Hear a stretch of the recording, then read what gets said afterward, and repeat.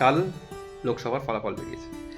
তো কালকের একটা ঘটনা আমি বলি, সেটা হচ্ছে সকাল থেকে আমি দেখছিলাম কিছু মানুষকে যারা অন্য দলের হয়ে, অন্য পার্টির হয়ে প্রচার করছে, ফেসবুকে অবশ্যই। তো হঠাৎ করে দুপুরের পর যখন ফলাফলটা মোটামুটি বোঝা যাচ্ছে কোন দিকে আসতে চলেছে, তখনই তারা কিন্তু পাল্টি খেল। শুধু পাল্টি না, পাল্টি খেয়ে এটাও বোঝানোর চেষ্টা করছে তারা ওই দলের শুভাকাঙ্ক্ষী, এবং প্রথম থেকেই তারা ওই দলের শুভাকাঙ্ক্ষী ছিল। ঠিক আছে? তো খুব হাস্যকর লাগলো।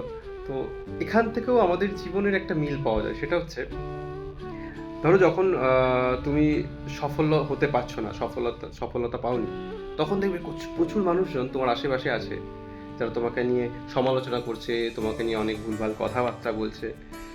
তো ঠিক যে মুহূর্তে তুমি সফলতার শিখরে পৌঁছে যাবে, ঠিক সেই মুহূর্তে পুরো পরিস্থিতি পরিবর্তন হয়ে যাবে। সেই মানুষগুলোই গিরগিটির মতো রং চেঞ্জ করে হঠাৎ করে তোমার শুভাকাঙ্ক্ষী হয়ে যাবে। তারা আগে থেকে জানতো তুমি কিভাবে এগোবে, তোমার সফলতা আসবে। তো তখন থেকে কিন্তু আর তোমার কেউ শত্রু নেই, সবাই তোমার শুভাকাঙ্ক্ষী। সবাই সবাই তোমার শুভাকাঙ্ক্ষী। তো তারা বোঝানোর চেষ্টা করবে তারা তোমার কত ভালো চায়, কত কিছু করতে চায়। কিন্তু একটা জিনিস ভুলবে না, যে আপনার খারাপ সময় যে মানুষগুলো আপনার পাশে ছিল, তারাই কিন্তু আপনার প্রকৃত মানুষ, প্রকৃত বন্ধু, তাই না? সফলতার পর যারা আসে তারা নয়।